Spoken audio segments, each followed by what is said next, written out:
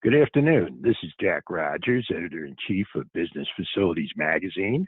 I'm speaking to you from my home in Wayne Township, New Jersey. I want to welcome everyone to today's presentation of Business Facilities LiveXchange webinar series, our panel discussion on Opportunity Zones 2.0. Before we get started, I know that everyone who's listening today wants us to take a moment to express our gratitude to America's healthcare workers, who continue to wage a courageous and determined fight on the front lines against COVID-19. We thank all of these heroes. We also want to thank all of the attendees at this year's LiveXchange event for their help in transitioning our annual event to a virtual venue this year. At the end of today's panel discussion, the Charlotte Regional Business Alliance will make a special presentation about our original venue for LiveXchange 2020, the beautiful city of Charlotte, North Carolina. Today's panel discussion will be in a webinar format, which will allow us to take questions from the audience. There's a control panel on your screen where you can submit questions using the question box. You have to expand that using the orange arrow on the left side of the control panel. You can send in questions at any time during the panel discussion, and we'll try to answer as many as time permits.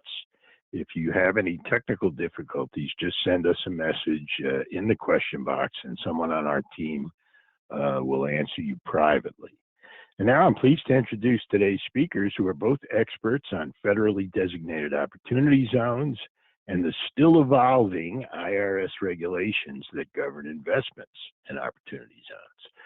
Allea Newbold is a principal of Ryan LLC. Allea negotiates credits and incentives for companies nationwide, helping them maximize return on investment. For 2 decades, Allea's tenacity and creativity have built a record of success in property tax abatement, sales tax refunds, cash grants, tax credits, and tax increment financing. Her specialties include R&D credit studies and fixed asset capitalization studies. Before joining Ryan, Allea was a member of the national tax accounting groups for both Ernst & Young and PricewaterhouseCoopers, and Allea has made several presentations at LiveXchange, including our first discussion about opportunity zones. Christopher Steele is a shareholder in the estate and income tax planning and estate administration practice in Chamberlain, Hrdlicka's Atlanta office. While income, gift, and estate tax planning is a large part of his practice, Chris also advises clients concerning both the tax and non-tax considerations of their planning. Chris regularly consults, writes, and speaks on changes to the IRS code and court decisions, including business valuations, captive insurance companies, retirement planning, qualified opportunity zones, state-level tax credits, and more. Chris has co-authored 2 articles about QOZs that were published in Business Facilities Magazine, and in his practice, he has formed and facilitated the implementation of QOZs. Before we get started, I just want to let the audience know that Allea is going to give us, Allea and Chris will be giving us a brief status report about the latest IRS regulations for opportunity zones, including the extension of the deadline for making these investments. Then we'll start our discussion and take some questions from the audience. Good morning, Allea and Chris. Good morning. Good morning. Good morning, Jack. Thanks for having us. Thank you. There is one question we want to clear up right away. Chris, are you the Christopher Steele who wrote the famous dossier about Russia? So, Jack, I have been advised not to speak to that issue. I'm not allowed to comment on that. I think there's a pending investigation. So maybe the next presentation we can go for that one. Thank you for clearing that up, Chris. We really appreciate it. Allea, please get started. Excellent. Thank you, Jack, and greetings from sunny Florida. Naturally, we do all wish we were there in person. We have a lot to cover in kind of a short hour time frame. And we do encourage questions and sharing of information as best we can over this platform. But it is worth spending a little bit of time to go over our original timeline, sort of how opportunity zones became in existence, and then we'll touch base, as Jack mentioned, on IRS Notice 2020-39, which gave us some favorable timeline for extending certain deadlines. But Opportunity Zones and the funds themselves got a really slow start after being enacted in 2017. And you can see why by this timeline. We were waiting for the zones to be established. Some states it was a mystery, and we'll talk a little bit more if we think some of those may change towards the latter part of our presentation. And then really there wasn't a lot of clear guidance, so everyone was really on the sidelines, you know, and almost until mid-2019. And you know, now we're almost a year later in mid-2020. But to take advantage of one of the benefits of Opportunity Zones with the 15% basis step up, or another way to look at it would be 15% reduction in that original gain, you had to make your zone or fund investment by the end of 2019. So there really wasn't quite as much of an investment that has taken advantage of that. But you do have until the end of 2021 to take advantage of the 10% basis step up.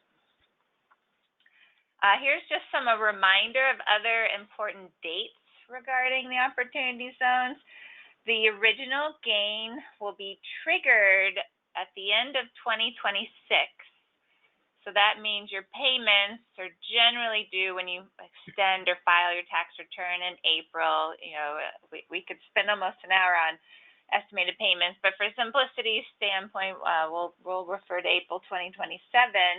But obviously, as time ticks on, the benefit of that gain deferral, you know, generally time value of money, putting aside the basis step up, will be less. And then also keep in mind that that gain under current guidance, so things can change, is triggered at the tax rates for capital gains that are established in 2026. So we are kind of watching this election closely to see what happens with rates post-election. So again, we could spend a lot of time just theorizing on that, but we want to focus today on sort of an Opportunity Zone update. But if a gain was triggered in December 31st, 2026, the taxpayer would have 180 days to reinvest. So you are looking at June of 2027, you know, as noted here on the timeline. And a lot can change between now and 2047, but the opportunity investment or fund will need to be sold before this time frame in order to capture the no gain or loss at all on your Opportunity Zone investment. So again, just wanted to give a refresher on the dates and the timeline. Let's focus next on Notice 2020-39, which provided a 5-time-based compliance requirements extension. So we actually have a slide on each of these. The 180-day investment time period has fortunately been extended. So if the original date fell between April 1st and December 31st, you now have until December 31st. I think the original guidance may have come out and extended it until July 15th, and then this was issued in June in order to extend it till the end of December. And if COVID continues to play out, I would imagine we'll continue to see favorable relief into 2021, but this is sort of our current guidance now. This was welcome guidance as well, the 90% asset test in 2020, because obviously you may not either have identified or been able to close in your Opportunity Zone investment. So this has now been provided almost an automatic reasonable cause provision.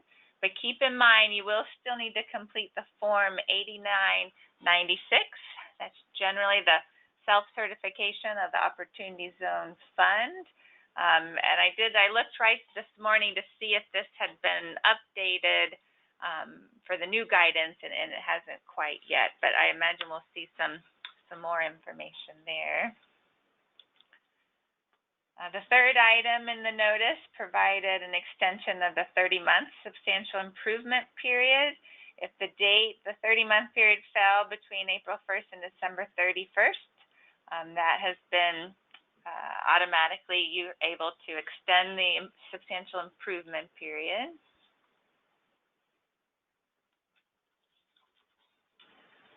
The 31-month working capital safe harbor, there's now a 24-month extension to keep in mind, which gives you a cumulative 62 months of working capital safe harbor. It applies to all Opportunity Zone businesses holding working capital assets before December 31st of 2020.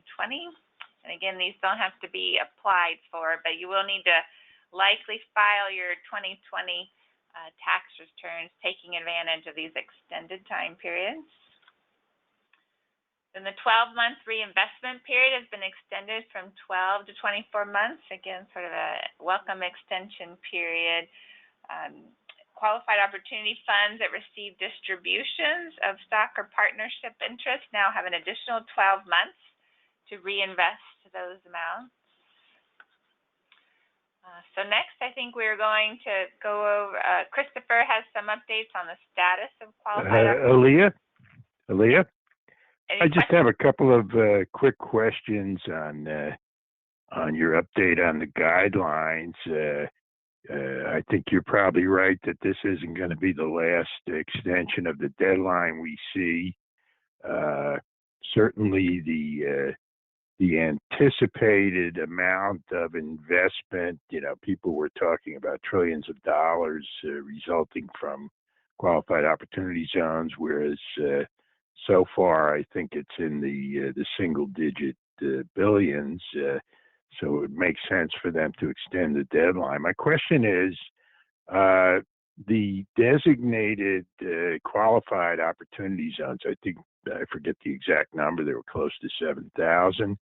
Is that finite, or can they go back in and create new opportunity zones, or perhaps get rid of some of the zones that were perhaps not in the disadvantaged sections of that were intended to be assisted by this? That's a great question, and one that we receive frequently. Currently, there really is no mechanism for the state to change zone designations, but actually Christopher and I were talking earlier this morning, kind of comparing notes and preparing for this presentation, and we're commenting that with the census currently happening, that may be a reason for the federal government to allow some shifting of zones. But currently, there'd almost have to literally be an act of Congress in order for the zones to be changed by the states. Right now, they're set until 2026, and a lot can happen between now and then. And then obviously, we've all seen the headlines that some of the projects that have taken advantage of Opportunity Zone benefits, although the area was technically qualified and obviously designated, are benefiting some, maybe you call them sort of high net worth type opportunities versus the more distressed type areas. So the census will likely show sort of that shift in economic impact for the area. So unfortunately, Jack, right now there's no way to change those, but sort of stay tuned. It won't likely happen between now and obviously even the end of 2021, but we do expect when the census data number comes out, there'll be some need for shifting around, but there would have to be some changes that would allow that within the guidelines. And Christopher may have some additional comments as well. No, I Okay, tend thanks, to. Allea. Go ahead, Jack. Sorry. No, Chris, please pick up. You're going to talk about the momentum or lack thereof, I see. Yeah, I was also just going to add, I second what Allea said as far as the changing of the zones. I think it's possible we may see something with the census coming out, but that's going to take time to go through the government and make its way down to opportunity zones, I think. But it's possible. It's just probably not likely in the next year or so. Mm-hmm. Jack, actually, my crystal ball is saying when this expires in 2026, there'll be a reset at that time. Again, it's all sort of speculation, but 2026 is really not that far down the road, and I do think there's a lot of bipartisan support for this program, one of those unique programs similar to the new market tax credits that in 2026 is sort of they'd have to make some changes anyway, and I would imagine at that time. Naturally, it could happen sooner, but that's sort of what I'm speculating on. Well, I'm old enough to remember that when the urban renewal zones were created, this was the early 70s, and they're still in existence. People are still getting federal money to administer properties that may or may not have been developed. Chris, can you notice? Or sorry. Go ahead. Chris, why don't you pick up on our talking points here?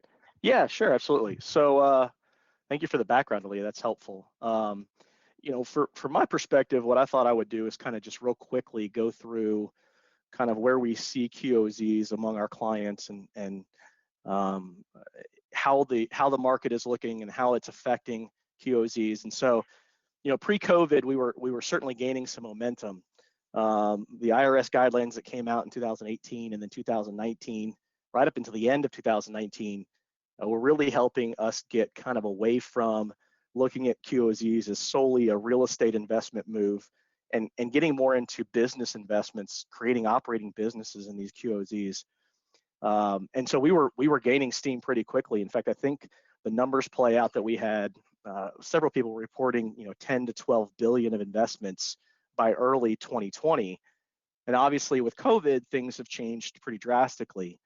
In the short term, what we're seeing and what we're kind of projecting for our clients is, obviously the projects have been delayed, although I think some of that's starting to change now that we're approaching late 2020. But early 2020, when COVID first hit, we had a lot of projects that were just put on hold. People didn't know what was going to happen. People didn't know if they were going to have jobs, if they were going to be able to pay their employees. They didn't know if they were going to have buyers for these projects. And so a lot of projects were just simply delayed or put on hold given the uncertainty.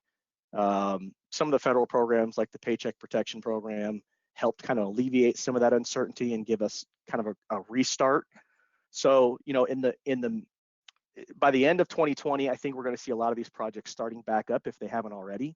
Some people are positioning themselves to use QOZs as kind of a tool for recovery. How can we get these certain areas jump started back where they need to be and these projects where they need to be? And then long term, what we're kind of looking at is how durable is this program? Can it really be a tool for recovery? And I think it can. I think this is a good opportunity, no pun intended, for investors to continue to build and rebuild these areas. It's a qualified opportunity. That's right, Jack. And so we're seeing these projects start up again.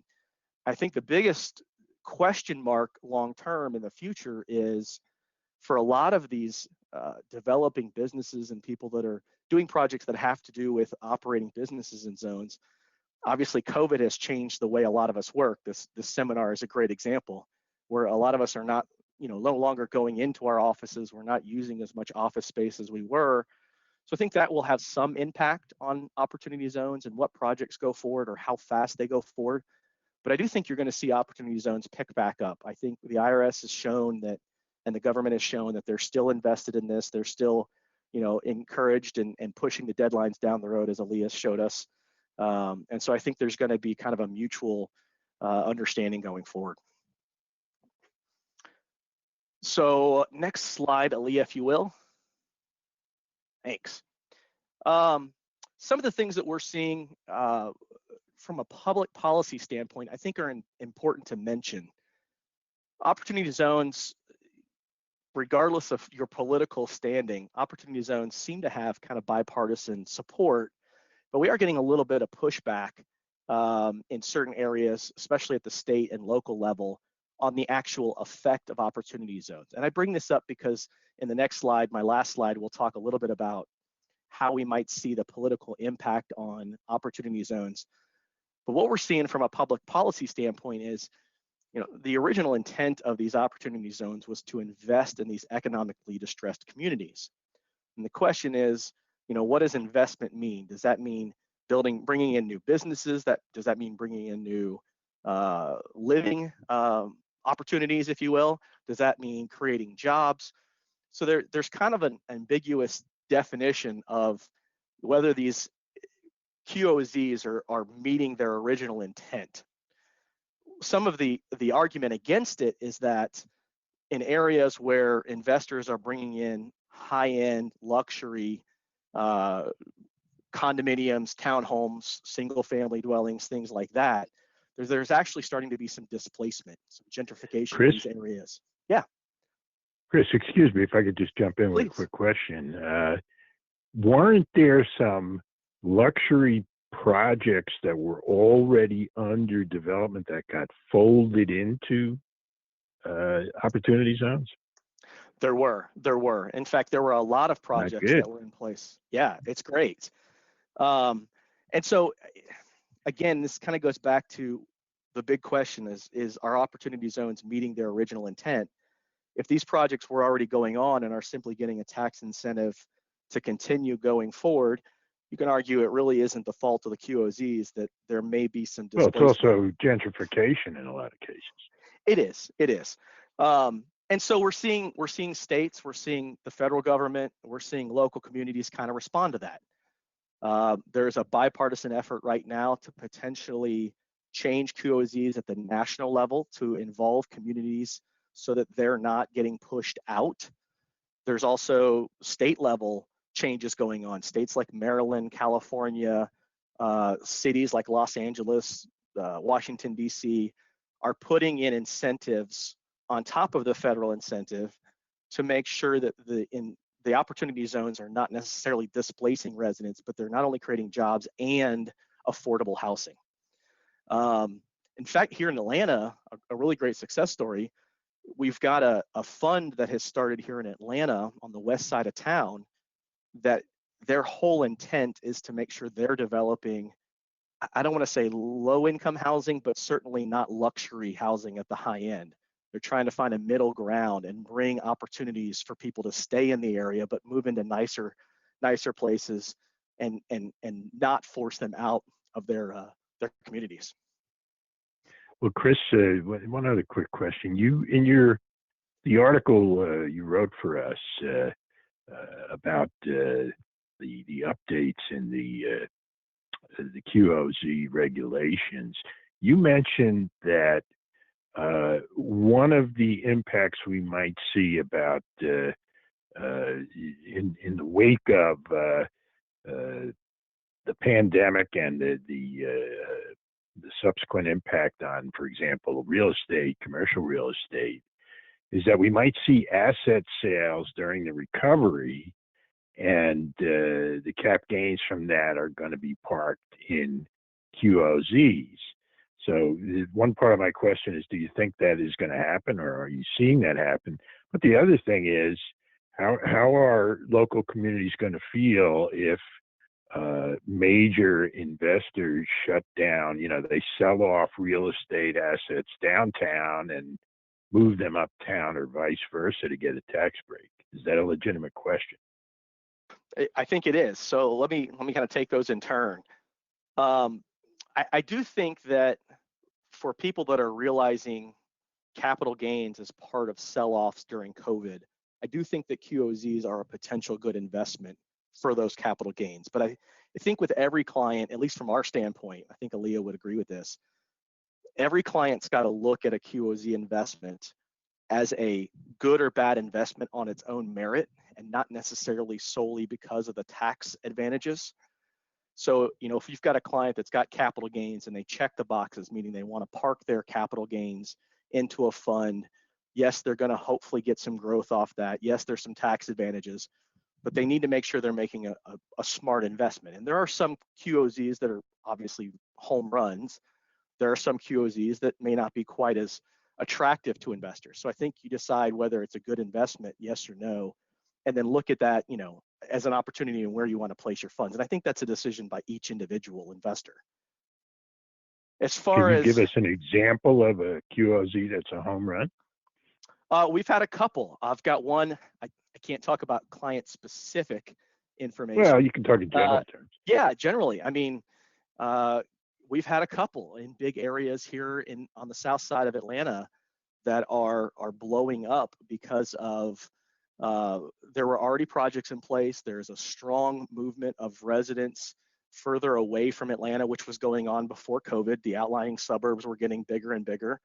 And so we're seeing some funds kind of take off. I'll give you one example that's not my client. There's an area north of Atlanta, right along Interstate 75, that has been kind of declining for many, many years. It's right off the interstate. It's just north of downtown Atlanta. And because of QOZs, that entire area is getting redeveloped. Now, there were some low-income apartments there. They're getting relocated. So there's a downside to that, potentially, depending on how you're looking at this. But that entire area, which I will personally tell you, I would not have gone to late at night by myself, is getting completely revamped and is going to be a beautiful addition to the county just north of Atlanta. Allea, do you have any examples you'd like to bring up?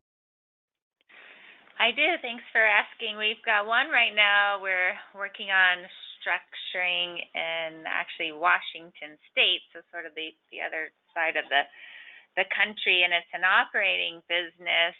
And when Opportunity Zones first came out, and they were talking about forming these sort of outside funds, I really wasn't sure how it was going to work. It seemed like, a third-party investor wouldn't necessarily want to invest in a fund, not knowing potentially all the investments that were going to be happening, and then the exit strategy, how to later sell that investment. But the fund side has been pretty successful in raising a lot of money.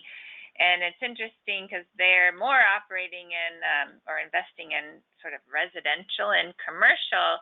And where I tend to focus on the operating business side hasn't received as much investment. It hasn't sort of to date even passed the 500 million mark.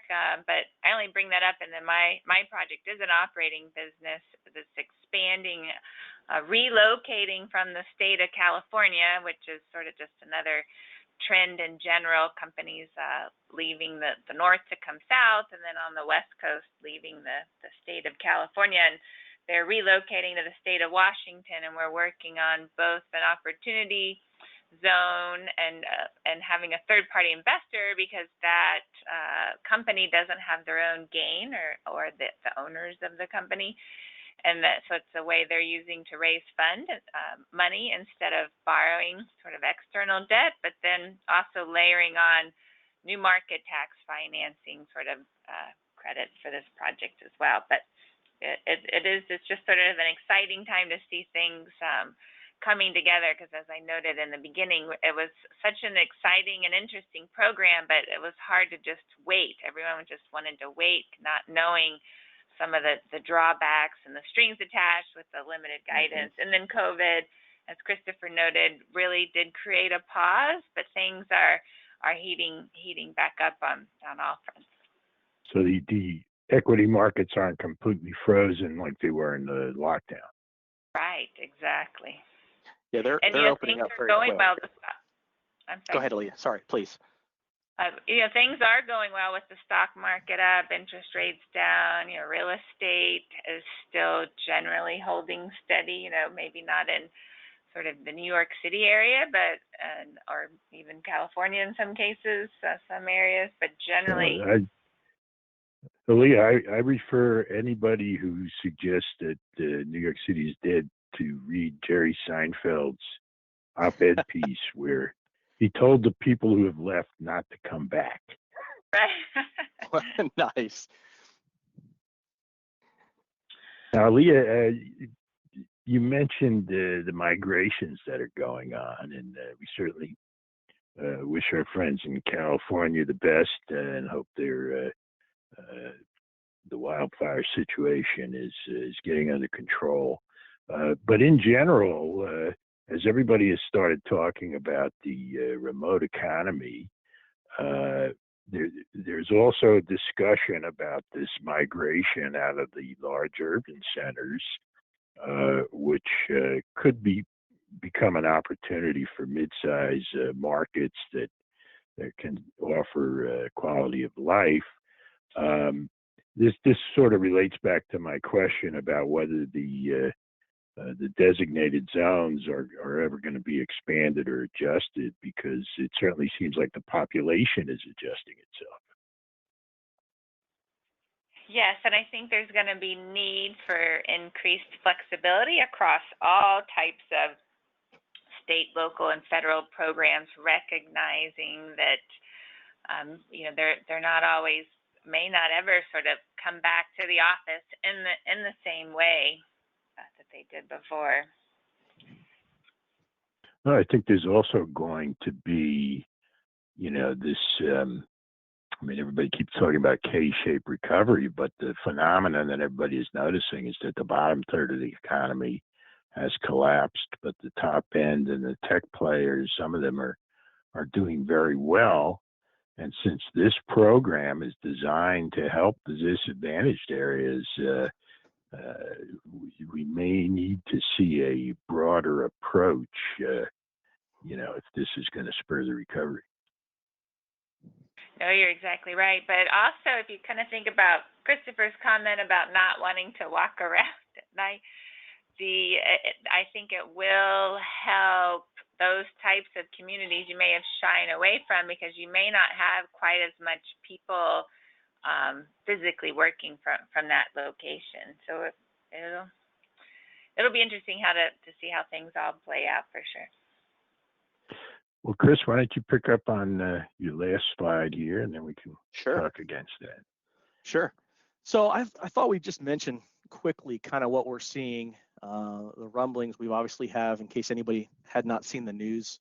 We've got an election coming up here shortly.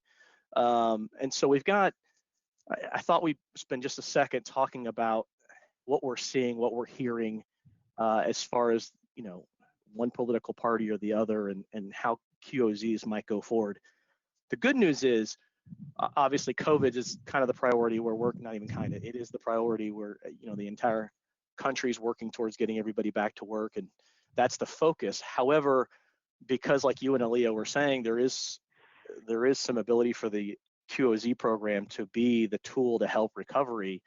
I don't see, whether it's current administration or Biden's administration, I don't see QOZs going anywhere. I do see some potential for changes. There's a couple of reform movements out there, some both on the Democratic side, if Biden gets elected, and some current congressmen and women, both Democrat and Republican, who are talking about making some changes to it. And again, this all kind of goes back to making sure that local communities rather, are not negatively impacted by QOZs. And so there's some push to kind of change or maybe adapt the program a little bit to make sure that these communities are getting not only the jobs, but they're not being displaced. Trump even went so far to say that he's giving QOZs preference for all new federal offices. Now, I'm not sure how many new federal offices we're going to have anytime soon, but there clearly is a push by both parties to continue to get QOZs going and to use them as a tool for recovery. There may be some minor changes, but I think you're going to see that ultimately those changes will be good for local communities if they happen, and the program as a whole will continue. And this is Go ahead. Excuse me, Chris. I think we should mention that the original, the bill or the portion of the Tax Reform Act that covered qualified opportunity zones was written by Senators Tim Scott and Cory Booker. Tim Scott is the Republican from South Carolina, and Cory Booker is our senator, Democrat here in New Jersey. So this has been a bipartisan effort from the beginning. It absolutely has, and it continues to be. Tim Scott is one of the ones that's working on and I think Cory Booker is signed on with him. They're working on a proposal to add some additional language to the QOZs, again, to focus on making sure communities are positively impacted, not negatively impacted. But the program seems to be moving forward. And so I think regardless of what happens in November, I think you're going to see not only this program stick around, and I would speculate, Allea may have a comment here, but I would speculate that we'll probably see more generous guidance from the IRS pushing this program into the future, because even though it's October and they've extended things to the end of the year, we do still have a lot of investors that are sitting on the sidelines. And I think you're going to see that pushed even further down the road. Would you agree, Allea? I would, and actually, I think we could see just a lot of activity in November and December for gains getting triggered, and then potentially trying to take advantage of rates that may be increasing in the future, but then still wanting to reinvest those funds. Then they're not paying the tax then either way. But I do think the latter half of this year we'll see continued increased activity. I hate to harken back to my experience with the urban renewal zones, but I think this program is going to be with us for a long time. Once you create something, the federal government creates something like this, and then I don't want to say they're going to game it. I mean, let's hope they improve it, but it becomes part of the fabric of economic development and incentives. It's going to stick around. What I was mentioning regarding the urban renewal zones is what they did was they let every municipality designate an area for development, call it the urban renewal zone. And then the government would provide a $50,000 salary for a local official who would administer the urban renewal zone. In Wayne Township, where I live, the urban renewal zone is a parcel next to the Passaic River and the Willowbrook Mall that is constantly flooding. Nobody is going to build anything there, but every year the council designates one of its members as the urban renewal official. They get the 50 grand 1 year, and I'm not making this up. Donald Trump, when he was running his real estate organization, they announced he was going to build a hotel there. So, excuse me, that was me. So I guess what I'm saying is let's hope that this improves over the years. Yeah. Jack, Go ahead, Allea, please. Sorry, I was just going to note, Jack, as you've sort of noted, each time we've talked about opportunity zones, there is a real desire out there to shift some of the boundaries. There was a lot unknown with these programs, and I think when the census comes out, there'll be some need for shifting around, and that'll be sort of a good time to extend the program so that everyone can take advantage of the full 15% basis reduction, and all the dates generally get sort of moved out, because again, I just feel like 2026 will be here very quickly. Yeah, absolutely. Yeah, I think you're probably right about that. Go ahead, Chris. Well, I was just going to add in here at the last bit of slide, you talked about changes to the program, and you're right, I don't necessarily like to use the word gaming the system, but the last piece on my slide I think is important to point out.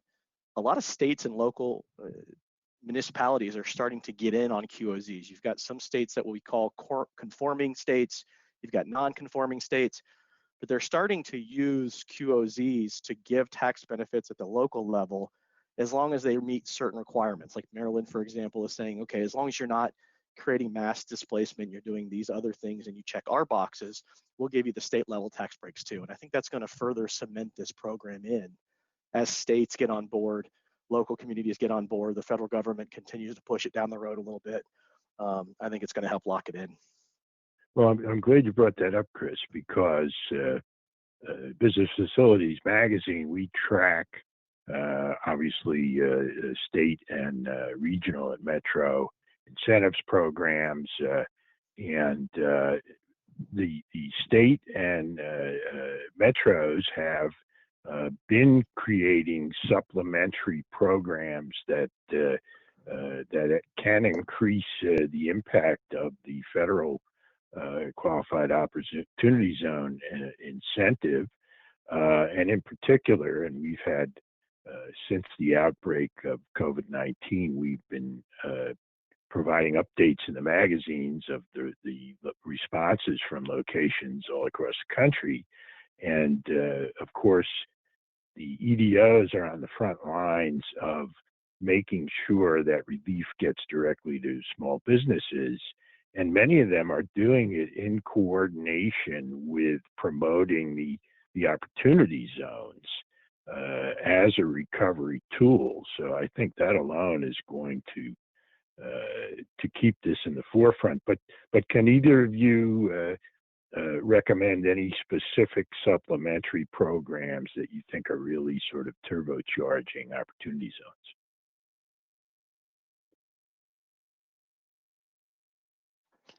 That's a good question, because it seems like, Christopher, there's been a lot of proposals to add either a state credit or something local, but they haven't, only a few of them have kind of gotten them over the finish line.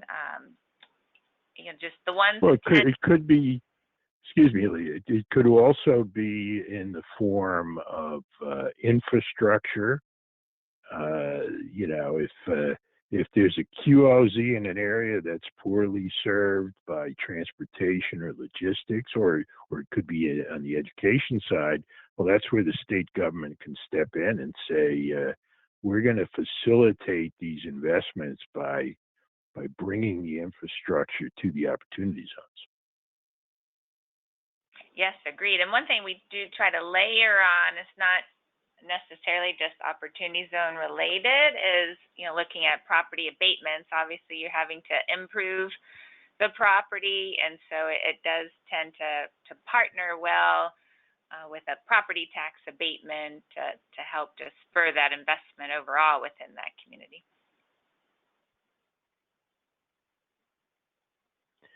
Okay, well, I think we've covered the subject pretty thoroughly. The last question I want to ask both of you, and then we're going to invite Charlotte Regional Business Alliance to make their presentation. The last question I want to ask you, and I'm not going to put you on the spot here, but since you are specialists in opportunity zones, you're sort of on the front lines of the recovery here. Assuming, and of course we all hope this is the case, that we get a vaccine that works by the end of the year and they start to mass distribute it, do you think we're looking at a recovery that's going to be along the same kind of track that we had after the financial crisis of 2008? Or do you think that there's enough pent-up capital out there and there are enough segments of the economy that are still functioning that we could see a robust recovery next year? Allea, do you want to go first, or would you like me to? Sure, I'll go first, so then it won't seem like I'm copying you, Christopher. Okay. Like I said, I don't want to put you on the spot. I'll say the opposite. I actually think we will see a very robust recovery. It won't be as extended the way it was in 2008. We haven't seen the impact to the housing market. I do think it'll be industry type focus. We'll continue to see struggles in some of the commercial areas that are continuing to struggle today, and even some of the restaurants, and unfortunately some of the small businesses. But we tend to do a lot of work with military subcontractors, and there's a lot of pent-up demand for their high investment type projects. Technology is still playing very high. Distribution is still key in that speed to distribution, which then leads to just a lot of distribution centers because you've got to be close. Seeing a lot of still data center investment. So it just has that different feel. I actually pulled money out of the stock market thinking back in March, thinking we were headed for a repeat of 2008, and I wanted to buy low, and I missed that opportunity, because even when the market was low, I thought it would go lower. But so to answer your question, I do think whoever wins the election actually will have a very robust turnaround in 2021. I concur. Chris, do you want to weigh in? No, I'm here. I agree with Allea completely. You said it well, Jack, a minute ago, that it seems like COVID has unfortunately adversely affected the lower third of the economy more so than the middle or the upper. we've got a lot of entrepreneurs and real estate developers as clients that are all sitting there ready to get going again if they haven't already. Real estate developers, certainly sitting on capital that they've been setting aside after 2008 to kind of learn their lesson, if not before that, to set aside capital and wait for the downturn. I think it's going to take off again. How quickly, not sure, but I think it will be robust, and I think it'll certainly take off again. I think we're looking towards a good future. I think there's going to be a change in the way we do things. The restaurant industry is obviously, maybe people working in high-rise offices maybe change, but the work is still there. The economy is still churning along, and I think it's just going to get better. Okay, well, since I asked you the question, I won't duck it myself. I would. I don't want to say this is a counterpoint. I mean, we all want to see a robust economy, but getting back to the sort of the top end and low end in terms of the impact of the situation. I mean, I agree with Allea. There are going to be a lot more data centers being built. The problem with that is, aside from the fact that they use a humongous amount of electricity, is they don't employ a lot of people. It's almost like a utility. And I think the other wild card is, are we going to get more relief? And is it going to be aimed at the shortfalls in the state and metro and local government revenues? Because and finally, they do finally seem to be realizing that in Congress. But if they don't do that, the stock market may still party, but the laws of gravity will probably apply to the economy in general. And on that note, I want to thank Allea Newbold and Christopher Steele for a very informative and interesting presentation today on Opportunity Zones. And just want to make sure, Stephen, are you on the line? I am here. Very good. I want to, it's my privilege to introduce Stephen Pierce, the Senior Vice President for Business Recruitment of the the Charlotte Regional Business Alliance. And I just want to tell you up front, Stephen, that business facilities, we were all looking forward to visiting your city for LiveXchange this year. And we appreciate your sticking with us through these tough times here. And we look forward to visiting Charlotte in the near future. And with that, please welcome Stephen Pierce for our presentation. Well, thank you very much. I appreciate those comments. And, we're delighted to host LiveXchange. As you said, my name is Stephen Pierce. I'm Senior Vice President of Business Recruitment at the Charlotte Regional Business Alliance. And from a virtual standpoint, welcome to everyone to the Charlotte region. Before I continue with any further comments, we've got a brief welcome video that we would like to share with you about the Charlotte region, so please enjoy.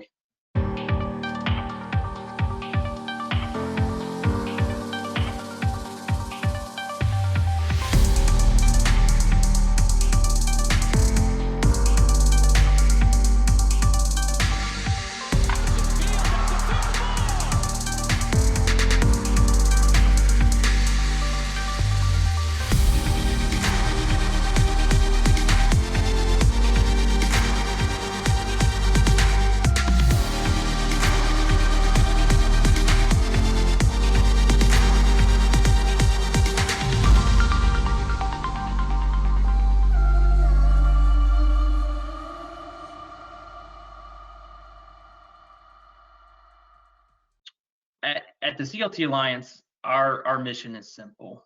It's to create the most vibrant, innovative, and healthy economy in the nation.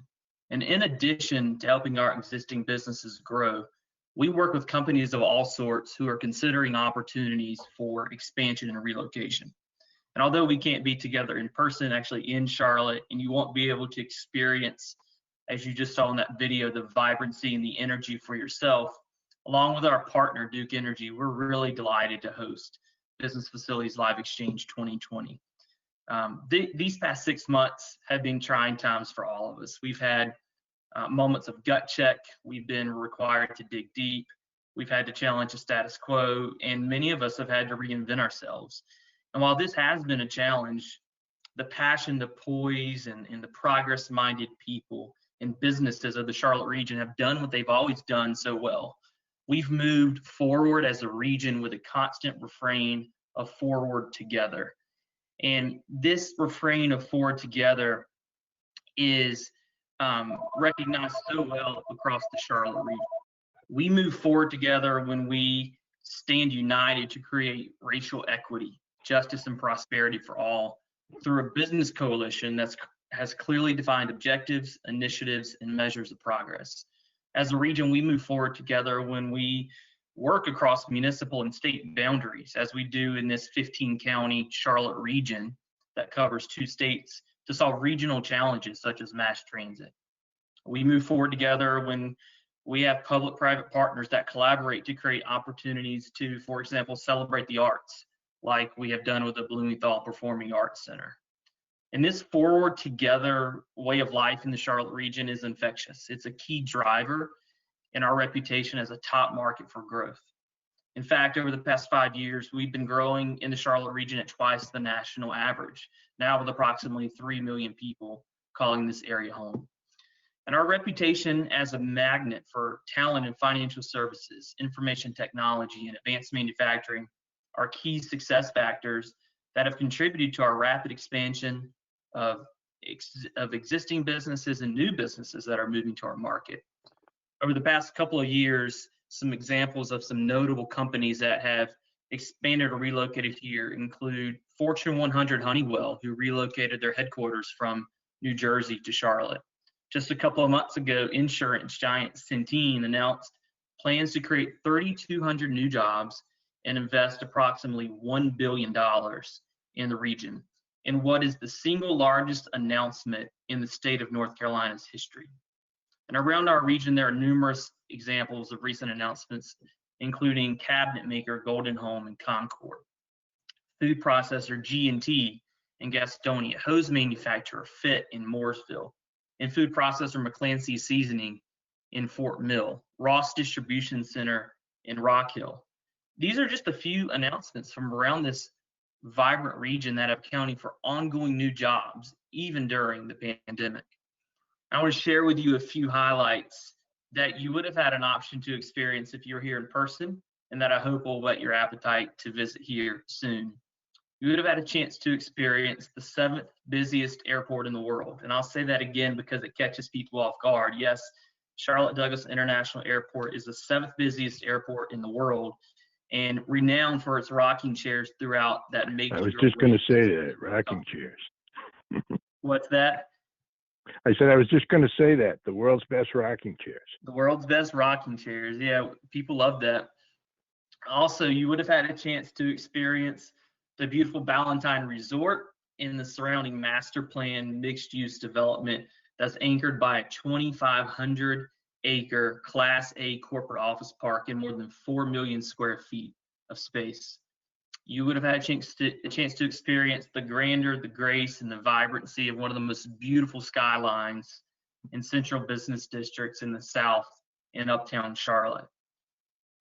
And from an outdoor standpoint, the tranquil rolling foothills of the Smoky Mountains and the lake life on Lake Norman, Lake Wylie, Lake Tillery, and others that create a sense of place and adventure, although we're just 3 hours from the Atlantic Ocean.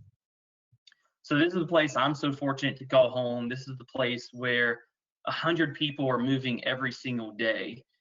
This is the place where any and all are welcome. We invite you to explore what the Charlotte region has to offer you and your company. For more information about the region, I hope that you can connect with my colleague Eileen Kai, who is representing the Charlotte region during LiveXchange, and I also encourage you to visit our website at charlotteregion.com. Thank you. Thank you, Stephen. And I'm very pleased to tell you, I just got a message from Ted Coney, the co-president of Group C Media, And Ted has asked me and reminded me to let you know that Business Facilities is committed to holding LiveXchange in Charlotte, North Carolina in 2022. The dates tentatively right now are April 3rd to 5th. We're in the process of setting that up, and we really look forward to coming down there and visiting the great city of Charlotte again. And that concludes our presentation for today. It concludes our 2020 Virtual LiveXchange Executive Conference Program. Today's presentation is available for on-demand viewing on the LiveXchange event site. So I want to thank our audience for attending today, and hope you have successful meetings throughout the rest of LiveX, and have a great afternoon. Thank you.